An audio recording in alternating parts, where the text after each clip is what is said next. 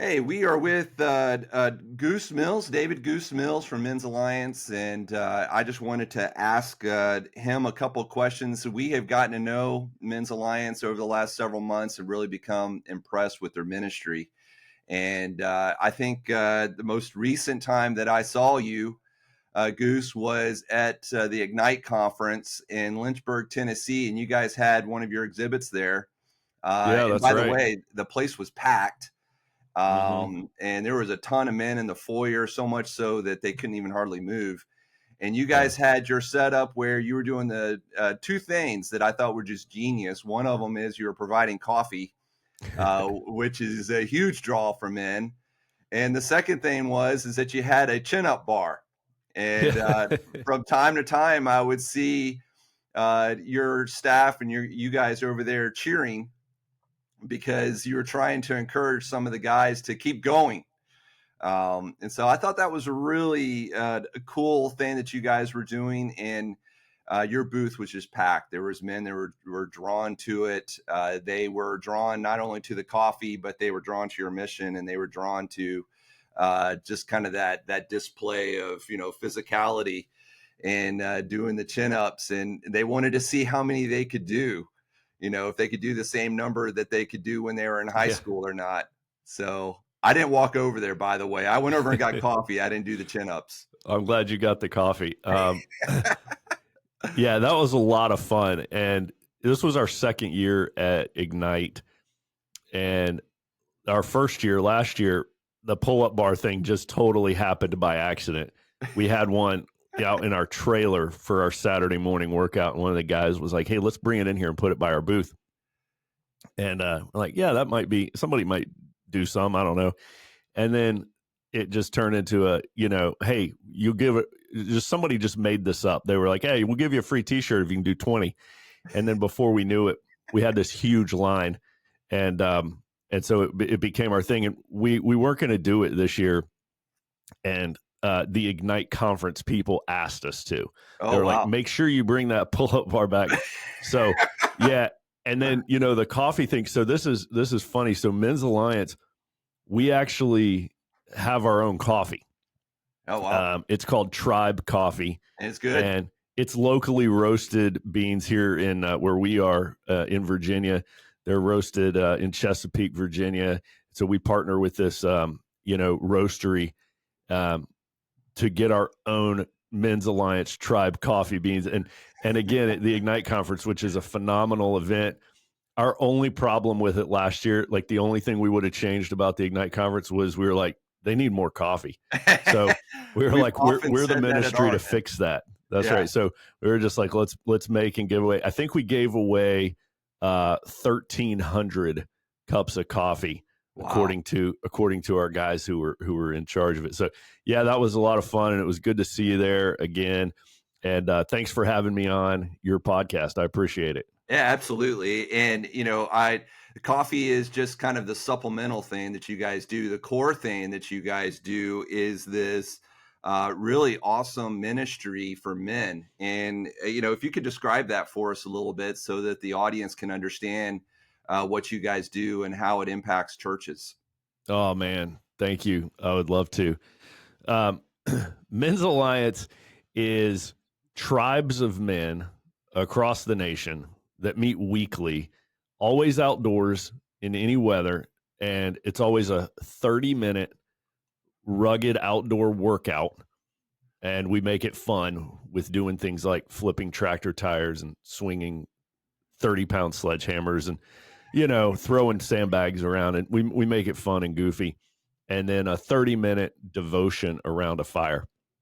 So that's kind of like the nutshell of what it is, and that's also like the visible piece, right? That's like the Yeah. tip of the iceberg that everybody sees when people see Men's Alliance tribe meetings at their local church. They just think, oh, that's that workout group, because they see guys working out and they see a fire. But really, like, the most important stuff we're doing is the part that's not as visible. So to me, what Men's Alliance really is it's a leadership and discipleship program. Hmm. So there's really three huge components that we do kind of in order. We call it like 3 levels of training that we do. And the first one, and this one really has so much overlap with what you're doing in your ministry. The first part of the Men's Alliance training program is we get men out of isolation. So just getting men to close their laptops, go outside, and form a band of brothers with like-minded Christian men, building that community. And I know that's something that you guys are passionate about, connecting homeschool families. Most definitely. And that's so important. And we're doing the same thing for men. And men need that kind of manly connection, that brotherhood, that tribe, as we call it, really where men can be men. And and couples, small groups, and that stuff is great, but men also need just time, because when a woman walks in the room, guys stop being honest with each other. It's like suddenly the facades go up, right? Everybody cleans up their act a little bit and pretends like they got it all together. So I think it's important to just, the first part is build that community, and we do it through a proven method of building a band of brothers, and that's through a shared physical struggle. It's shown that that's how men bond. We have a funny saying in Men's Alliance. We say men don't bond over coffee cake. And, that's kind of the traditional, church group model is you walk from the parking lot to a room in a building or in somebody's living room, and you sit around and you have coffee cake and you talk about the chapter you read in a book. And men don't bond that way. And if you think back to like the best friends you've ever had in your life, you probably formed them either at like high school football or the military. Anytime you were having a shared physical struggle is how men bond. So that's why we start off with that workout. It creates that environment conducive to men opening up and becoming buddies. It's not complicated, but it's important, and it's easy to get right.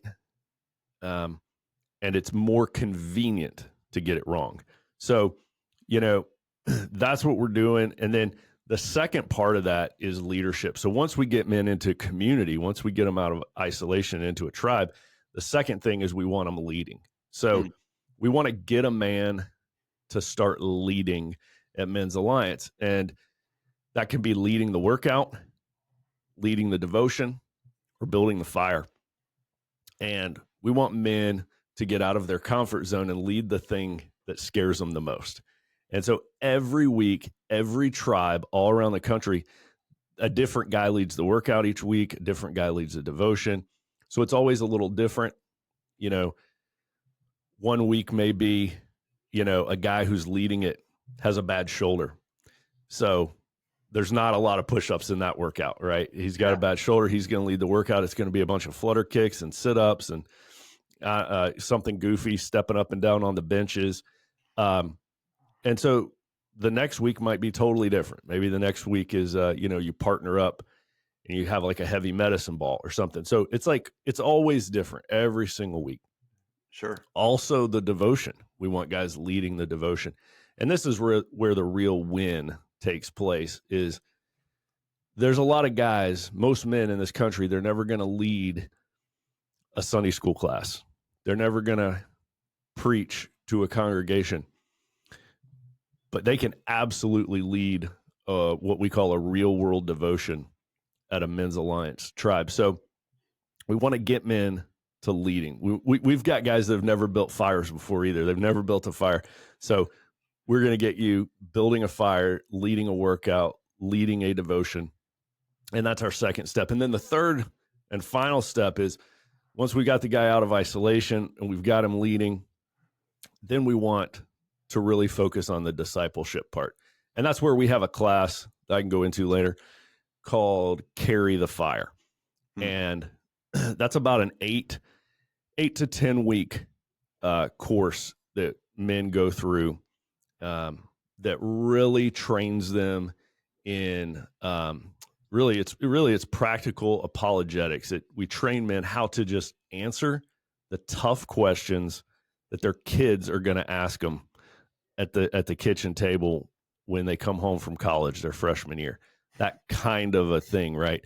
Where we're starting to train men how to lead their family spiritually by teaching them how to answer any question that they may get asked, which gives men the boldness and the confidence to become better ambassadors for Christ and share their faith. So, you've got that visible piece again where everybody's like, oh, Men's Alliance is a workout group. No, it's really a program to get men out of isolation, teach them to lead, give them a real low threat opportunity environment to practice leading. Lead and do a terrible job. It's okay at Men's Alliance, and then come back next week and lead and do a little bit better Mm, and practice until you feel comfortable and you're like, you know what?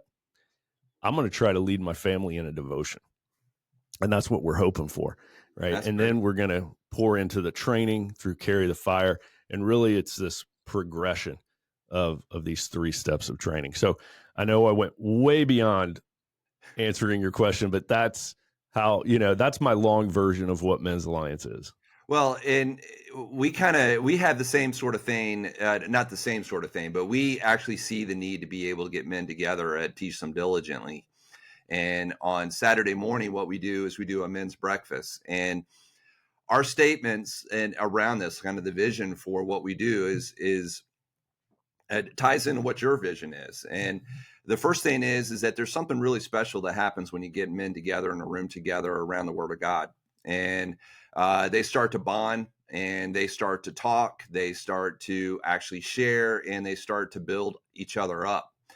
And the second thing, and that's really important to us, which is the main reason why we do this men's breakfast. But the other thing is that our ministry is really tied around vision, and is tied around this vision of bringing your children to Jesus Christ, and that is like your goal. That is like what gets you up in the morning. And for if you're a man, you're a father. You think about, okay, what am I going to do today? What makes me breathe? That is bringing my children to Jesus Christ.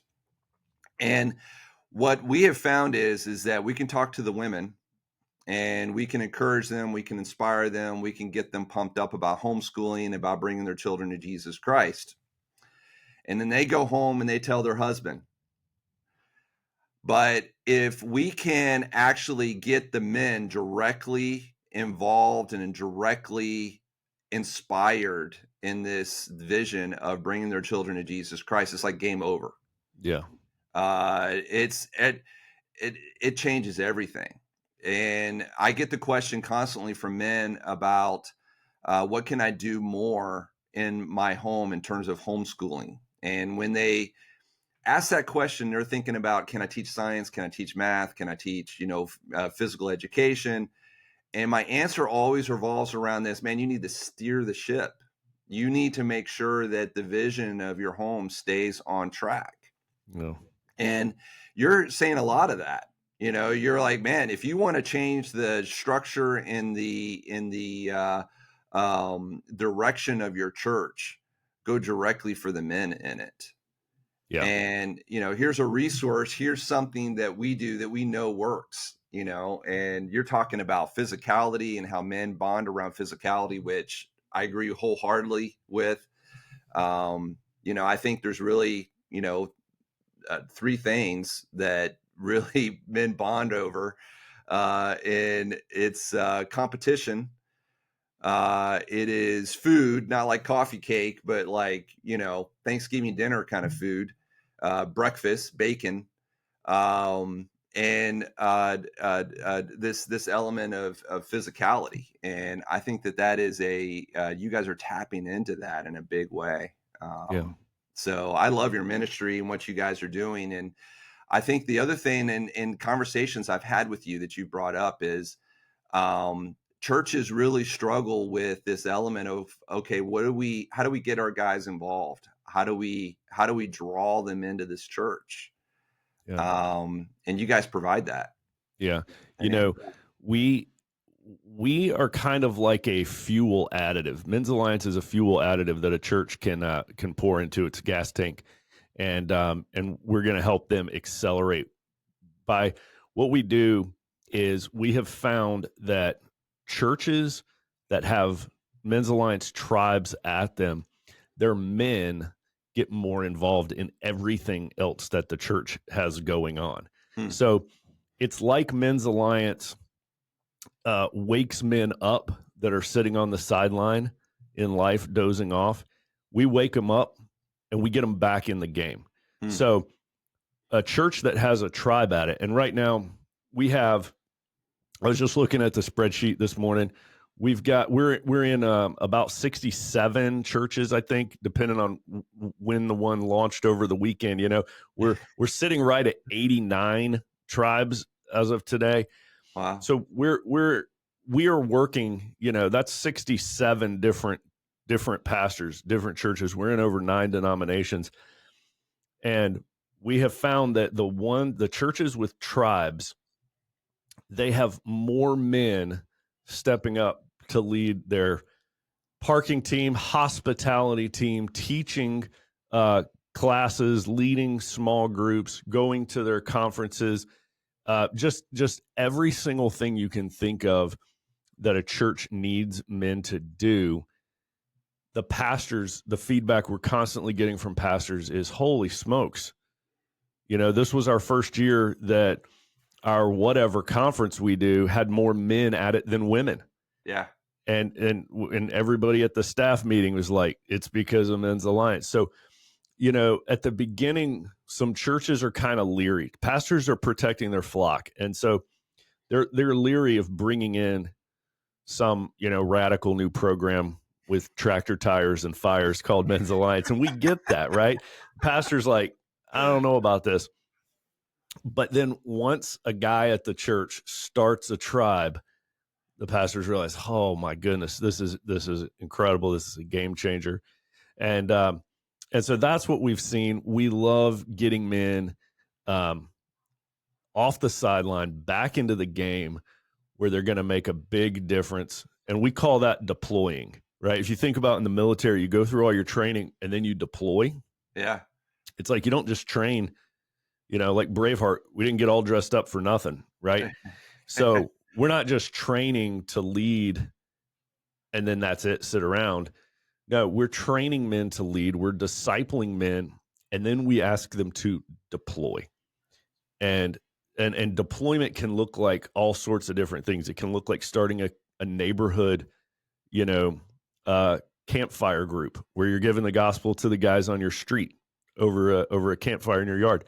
A deployment could look like a short-term mission trip, could look like starting a small group at your church, all different ways, creating a weekly or a nightly devotion in your home.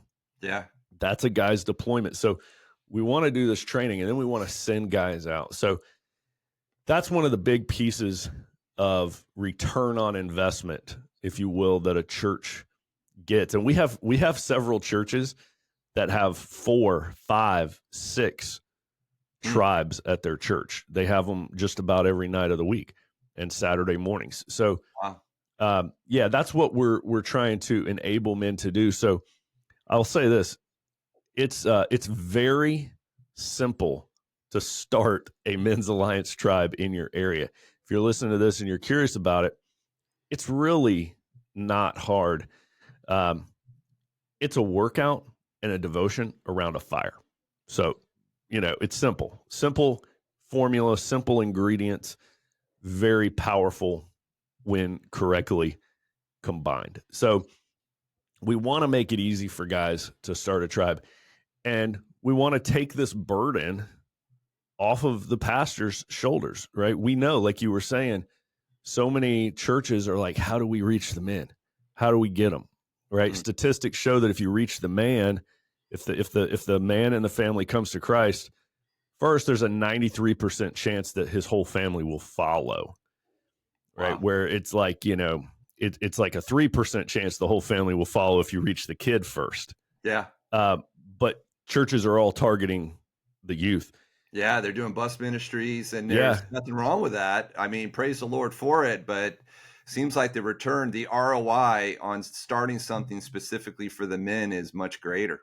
that's right. So, churches, if they want to get the most bang for their buck, the most ROI, you target the men, and then when you win them, you get the whole family. And, you know, one of the things I get from pastors a lot is, I don't get it. I don't understand the appeal of this men's alliance thing. Um, I certainly don't want to do it. I'm not going out there in the freezing cold rain and doing burpees around a fire. I get it.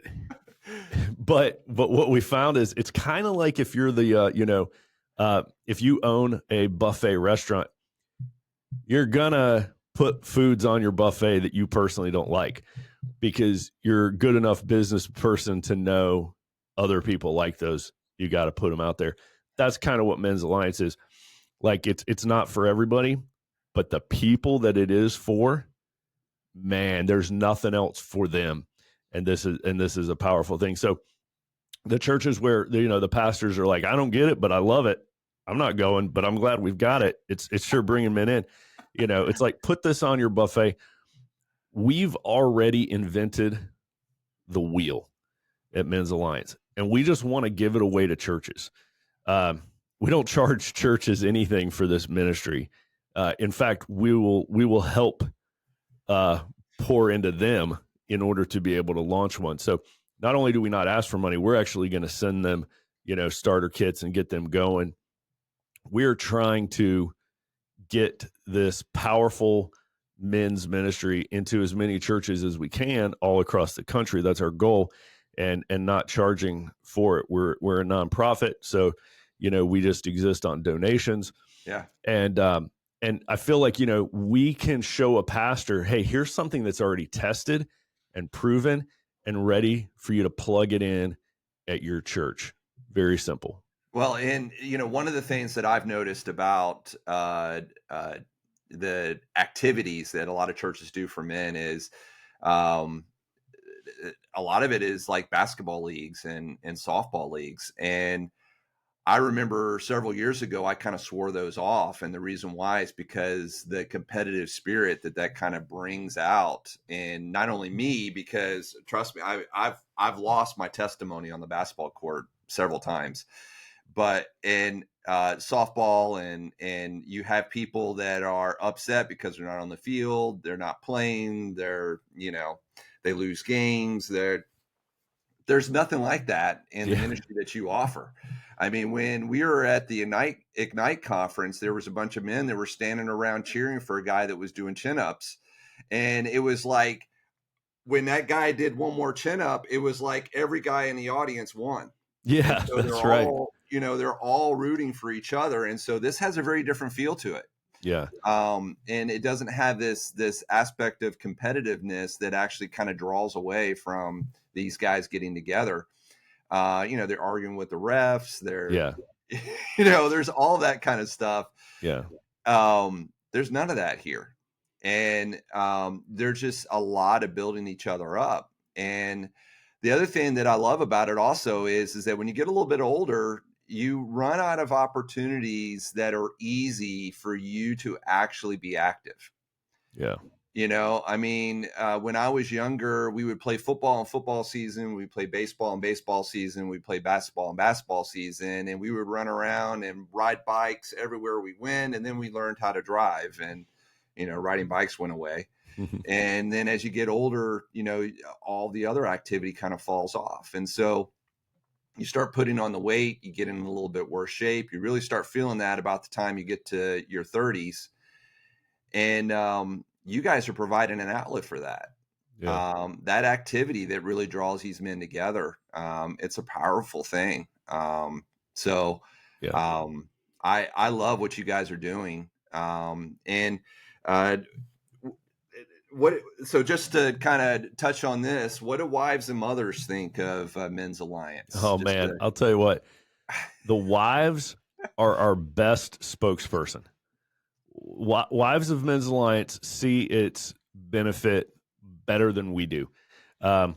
We had a couple of wives on the podcast talking about from their perspective, how it's affected their family. And one of them phrased it like this, and it was so powerful how she worded it that it really stuck.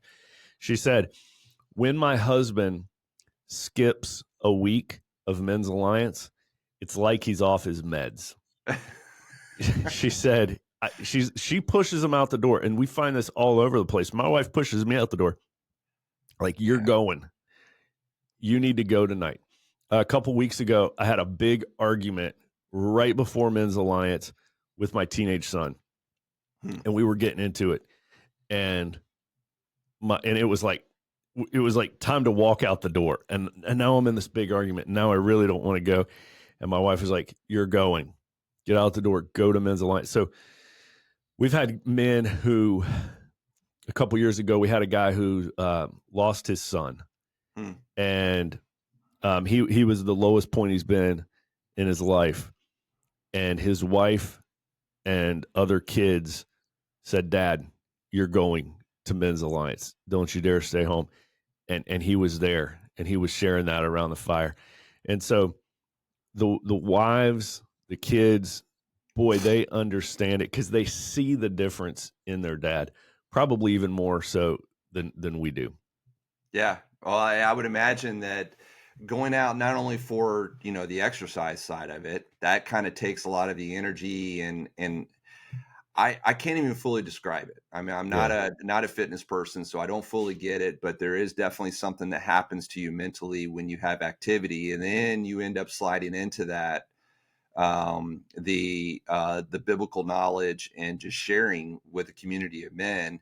I would imagine it really resets you. I also imagine that, you having that argument with your son, you go to Men's Alliance and you spend a little bit of time in activity, then you spend a little bit of time in the Bible, then you spend a little bit of time sharing with other men and listening to those other men share. Then you come home and your relationship with your son has changed. You're not Absolutely on the right. same, Yeah. things are not all keyed up the way they were before.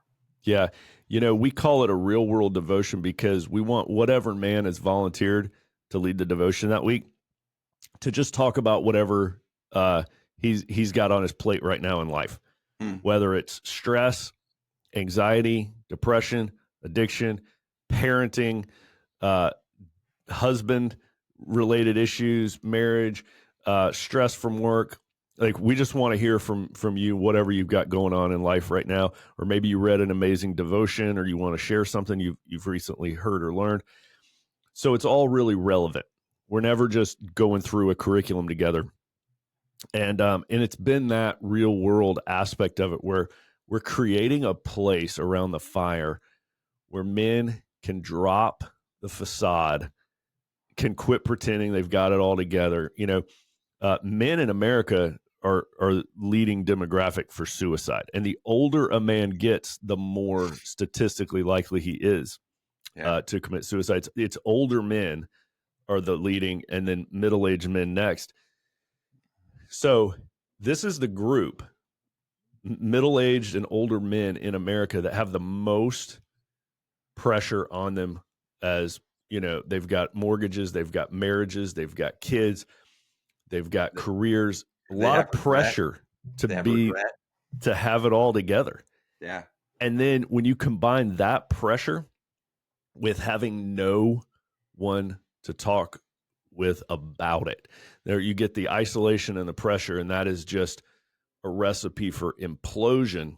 One of the things that we've learned is most men do not have two close friends whose numbers are in their phone who live in the same town they do.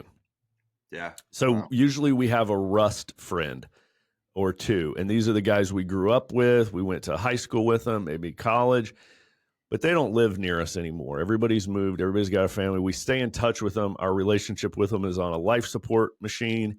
Yeah. These are rust friends that we talk to, once a year. And then the other thing I've noticed, and this used to be me before Men's Alliance, was I had what I call play date friends. And these are like the friends that your wife tries to fix you up with because she's friends with the woman and you find out like, hey, we're going over to the Smith's house tonight. I really think you'll like him. And Yeah. like, so you're like, the wives are setting up men on play dates because the wives have the friendships, and then they bring their husbands along, and you're just kind of standing there. So I heard you're from Cleveland or something, and it's just super awkward. It's like you're being set up by your wife on I'm laughing because it's real, man. it is. That is the way most men have relationships now. Is Yeah. their wife has set them up. And I don't know if it's just me and my, disagreeable personality, but as soon as my wife says that to me, we're going over to their house. I think you'll like the guy. I instantly don't like him. I haven't even met him yet because I'm like, I'm just resisting this whole process. He might be the greatest guy in the world, but I don't want to be fixed up with anybody. And so it's like men need to go get their own friends. Sure. Go get your own friends.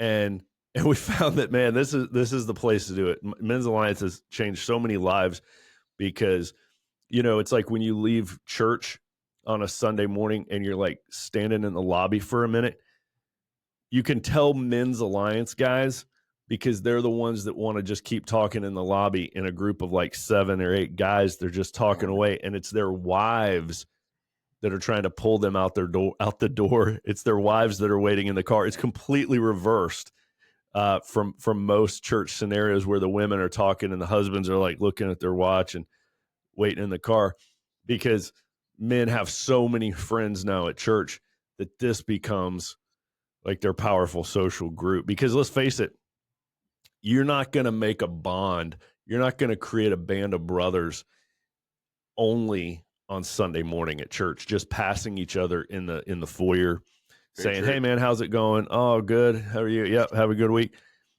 Man, that's not a relationship, right? So you've got to carve out that guy time where you're going to be real, you're going to be honest about your struggles, you're going to do a physical workout together. And then also I think there's something important about being outdoors. There's something important about that. I can't really put my finger on it, but I agree. if we walk into a room and we're sitting on folding chairs under a fluorescent light, I'm just not going to share as much with you. But we're sitting around the fire, that's where I'm ready to talk. So that's kind of part of the magic. Okay. I agree with you. I love the way you talk about this in terms of waking men up, because I do believe that a lot of men are just kind of going through the motions and they don't know what else to do.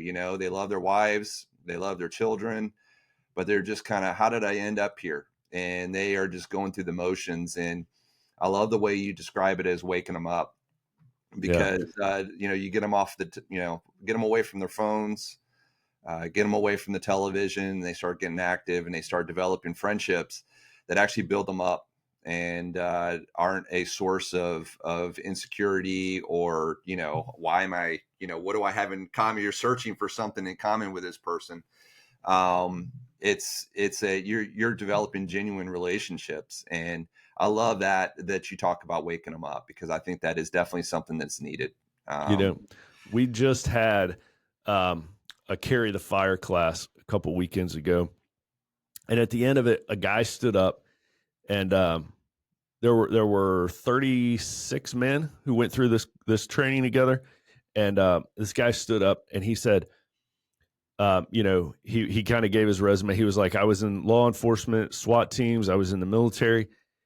He said a lot of men who were never in the military, they think, man, I wish I had been in the military. I wish I had experienced that kind of band of brothers.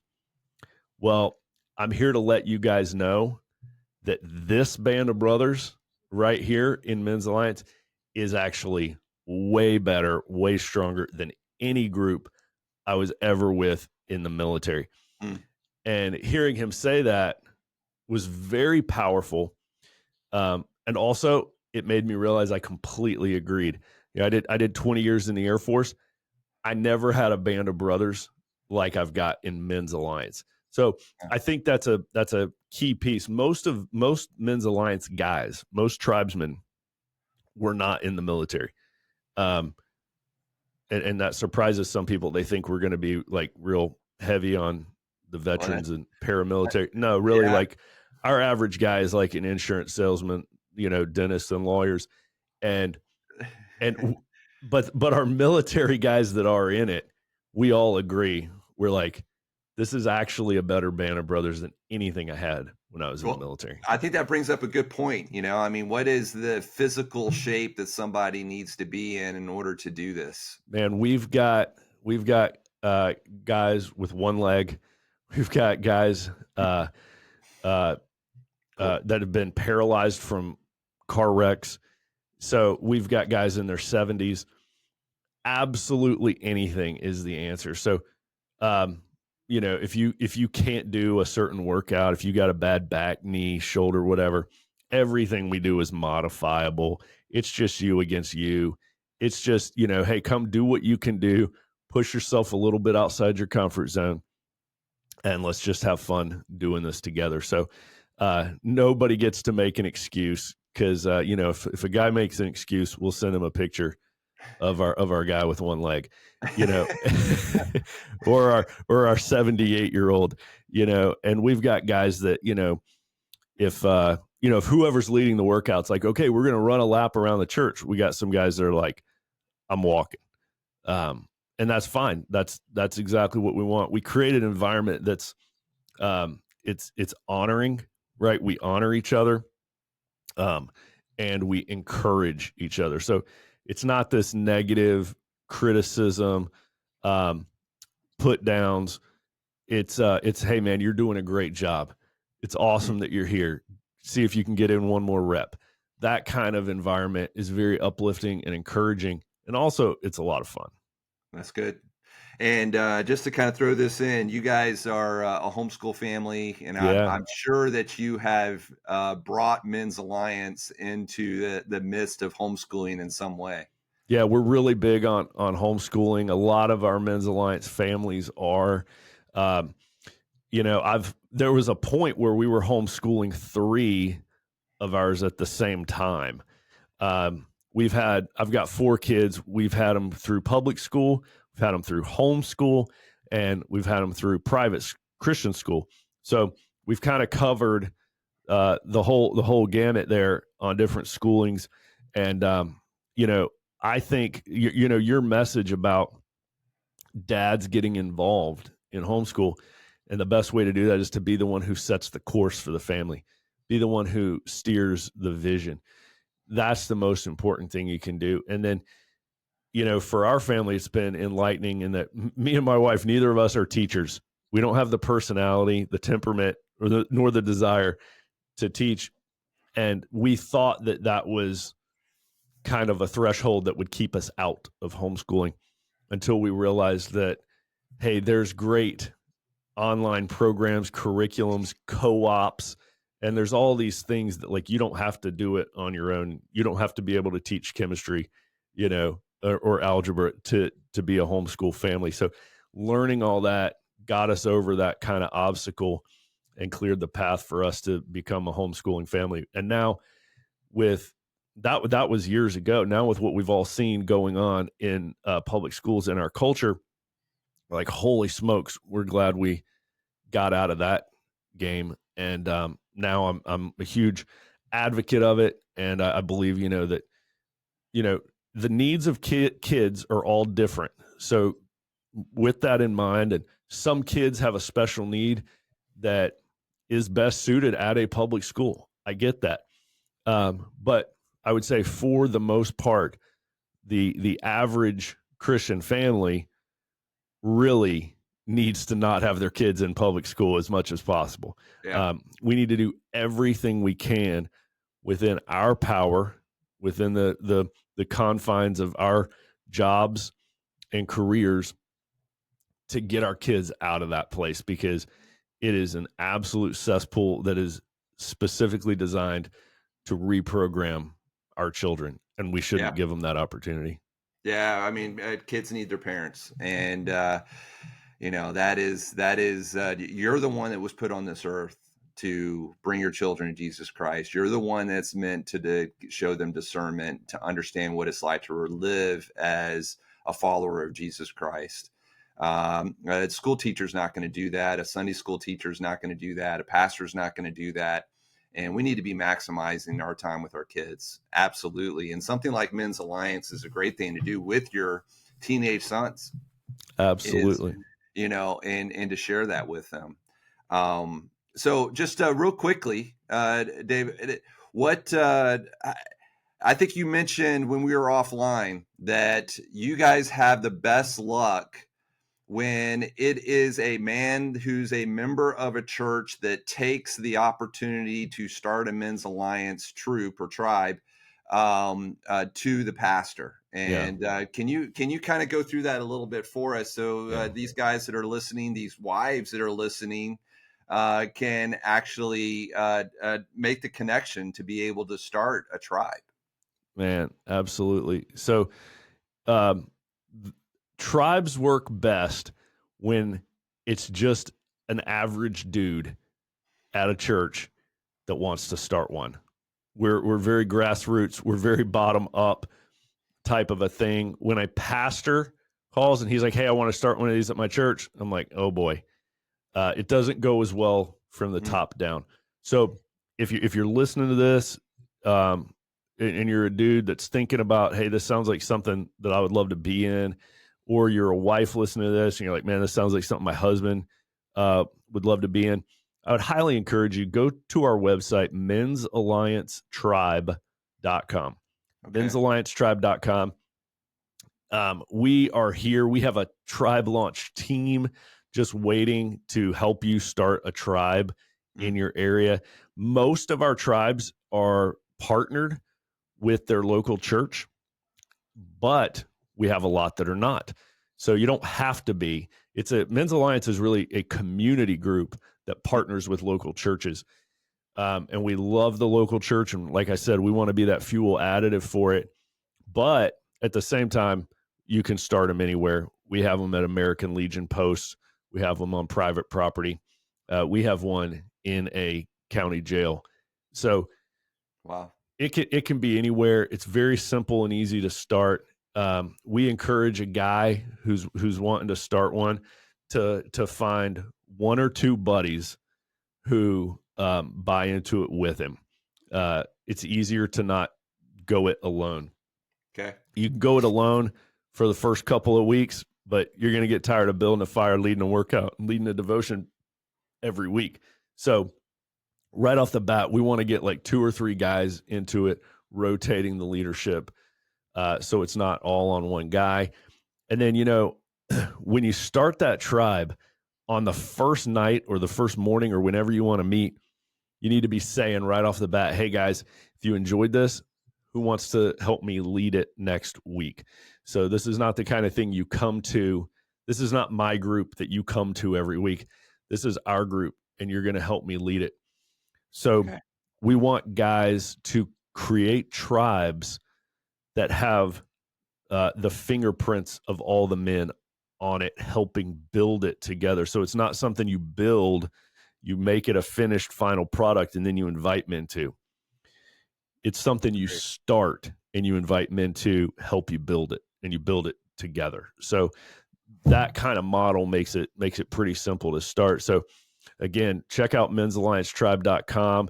And, I think we've got a YouTube channel, and we've got our Wives of Men's Alliance video on our Mm. YouTube channel, where we've got a lot of wives giving quick testimonies about what it's done in their marriage, what they've seen it do with their husband. So check that out on our YouTube channel. That sounds great. And you guys have certainly made it easy to start these. I think basically what you're looking for is for a guy to get off the bench and say, "Hey, I'm ready." That's absolutely right. No So special skills required. that's great. Okay, so men'salliancetribe.com. Yeah. So Goose, we appreciate you, and we're praying for your ministry and the impact that it has on families. Thanks, David. So, all right, man. Thank you.